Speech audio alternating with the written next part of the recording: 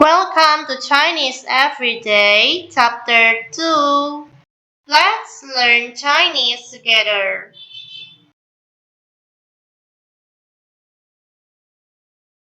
In this lesson, we will learn about the word ni, ni,